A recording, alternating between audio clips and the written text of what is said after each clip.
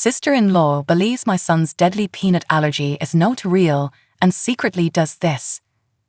Imagine standing in a room full of people, the sound of laughter bouncing off the walls, and then, out of nowhere, you see your child's face turn red. His eyes well up with tears, his breathing starts to hitch, and you know, without a doubt, that this is the beginning of your worst nightmare. And while you're rushing to save him, someone you love, someone you trust, says, "It can't be that serious." How do you even begin to respond to that? Today, I've got a story for you that's a little bit crazy, a lot emotional, and one that hits really close to home for me as a mom. It's about family, misunderstandings, and a serious health condition that, unfortunately, not everyone in my family fully understands. So let me set the scene for you. A few weeks ago, we were hosting a family get-together at our house, something we try to do every so often to bring everyone together. This time, though, my sister-in-law was the one who organized the event. She decided on her own that it would be at our place, which in and of itself was already a little stressful for me. As many of you know from watching my channel, my son has a severe peanut allergy. I mean, life-threatening. It's not something we can take lightly. So naturally, I started to get anxious the moment I heard about the gathering. Would the food be safe? Would people remember to avoid peanuts? I couldn't shake this gnawing feeling that something was going to go wrong. Now, my sister-in-law has never been the type to understand the seriousness of allergies. In fact, she's kind of the opposite. She's one of those people who thinks allergies are exaggerated, or worse, that people just make them up for attention. I tried to push those thoughts out of my mind and trust that everything would be okay. But little did I know, this would lead to one of the most dramatic confrontations I've ever had within my family. As the days crept closer to the event, my anxiety only grew. I kept thinking about all the ways things could go wrong. I mean, we're not just talking about a minor inconvenience here, like an upset stomach. We're talking about my child's life being at risk. That's not something you can just brush off. I had a long chat with my husband about it, expressing how nervous I was. He's always been super supportive, but he also didn't seem as worried as I was. "It'll be fine," he kept saying, but I knew better. I knew that if things weren't handled carefully, one wrong bite could lead to a trip to the emergency room, or worse. In an effort to be proactive, I reached out to my sister-in-law. I sent her a polite text just to remind her about my son's peanut allergy and to ask her to make sure any food that contained peanuts was clearly labeled. Honestly, I thought I was being reasonable. But instead of a considerate response, I got a snarky reply that made my blood boil. "You're overreacting," she said. "He'll be fine. I'm sure he's not as sensitive as you think." I remember sitting there, staring at my phone, feeling a mix of anger and disbelief. Was she serious? How could she be so dismissive about something so dangerous? I tried to keep calm, but inside, I was fuming. I shared the text with my husband, and even he was taken aback. "I can't believe she said that," he muttered, shaking his head. But what could we do? The event was happening, and we had to deal with it. Over the next few days, I heard through some mutual friends that my sister-in-law had been talking behind my back, telling people I was overly dramatic about my son's allergy. That hurt. A lot. I mean, this is my child's health we're talking about. It felt like I was stuck in some sort of alternate universe where my son's well-being was a punchline to a joke. Every day, my anxiety increased, and by the time the day of the gathering rolled around, I was on edge. The night of the gathering was finally here, and the moment people started arriving, I knew it was going to be a long evening. The house was packed with family members, kids running around, adults chatting, and there I was, trying to keep an eye on every piece of food that came through the door. I'd already prepped all of the food I made, triple-checking everything to ensure it was peanut-free. But then I saw it, a bowl of peanut-covered snacks sitting right in the middle of the table. I felt my heart drop. I could feel my chest tighten as I stared at the bowl, trying to figure out what to do. My mind was racing. How could she be so careless? I had to do something. I couldn't just stand there and let this happen. My son's life was literally on the line.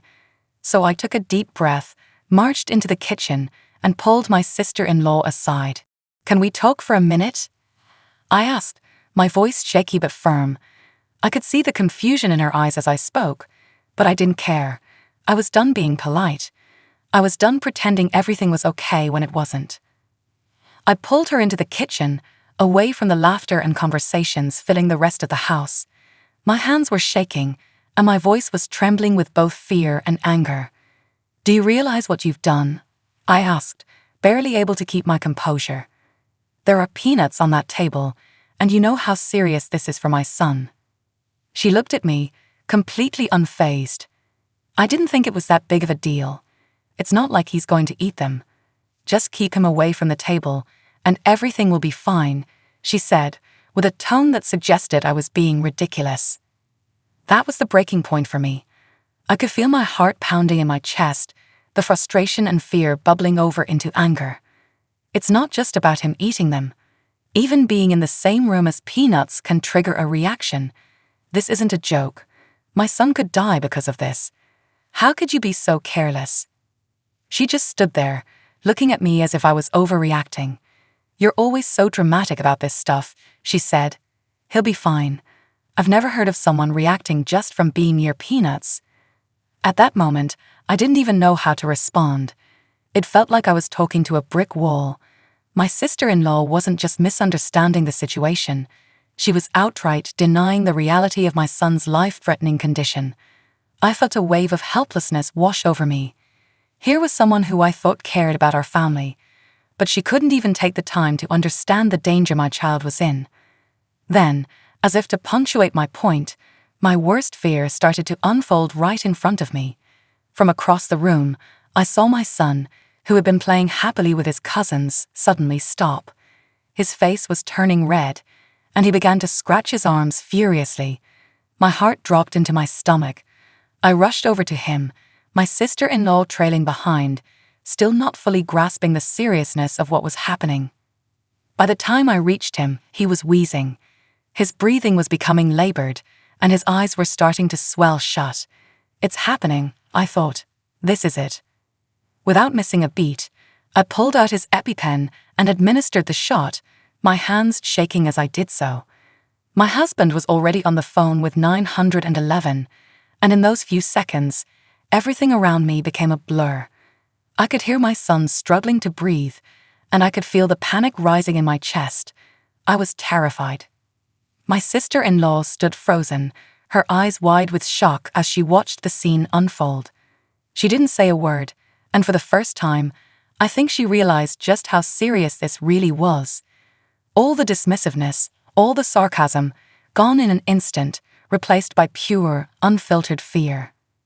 Within minutes, the paramedics arrived.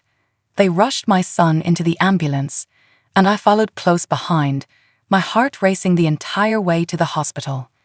Those were the longest, most agonizing moments of my life. All I could think about was whether or not he was going to be okay. I kept replaying the scene over and over in my head, how close we had come to losing him.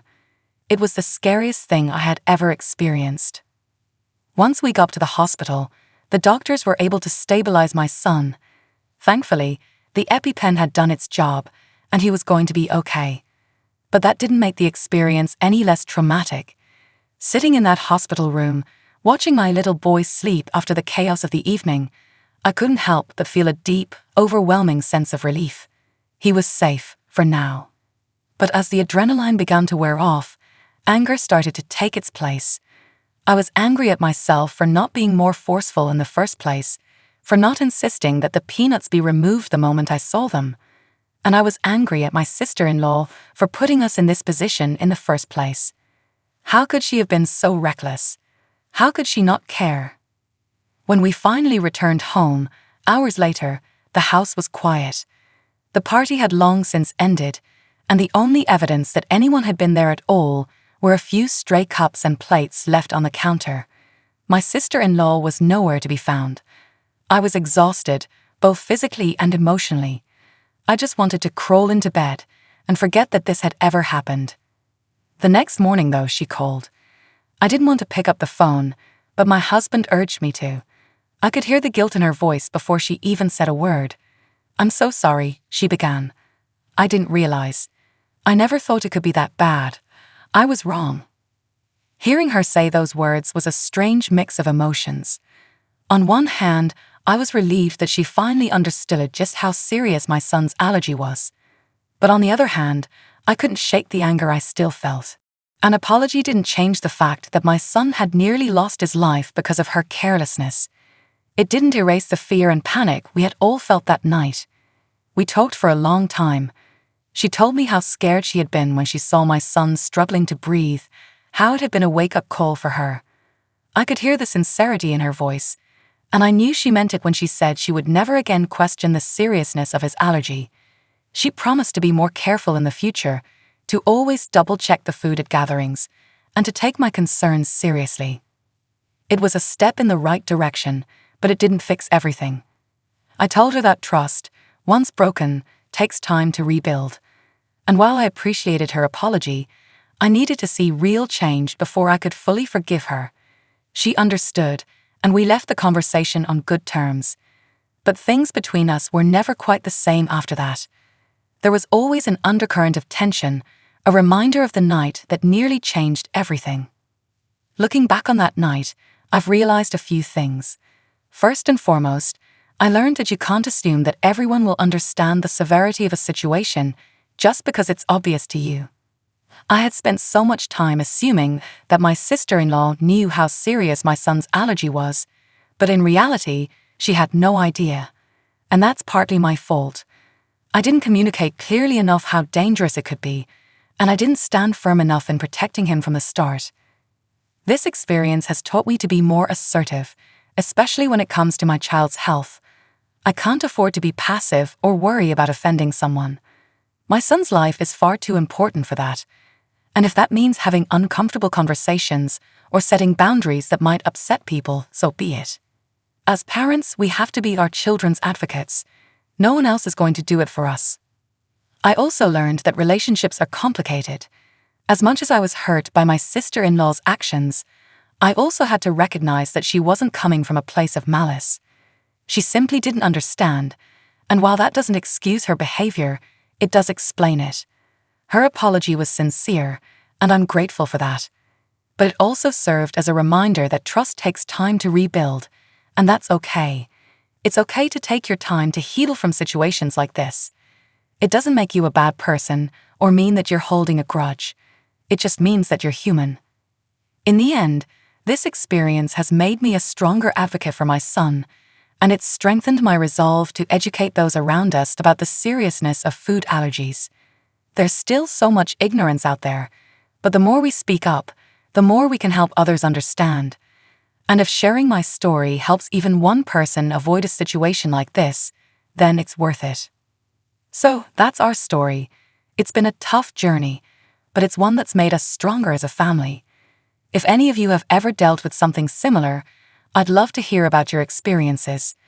Have you ever had to advocate for your child's health or safety in a situation where people just didn't get it? Share your stories in the comments below. And if you enjoyed this video or found it helpful, don't forget to hit that like button, subscribe, and turn on notifications so you don't miss my next video. I've got more personal stories to share, and I hope they can help others going through similar challenges. Thanks for watching, and I'll see you next time.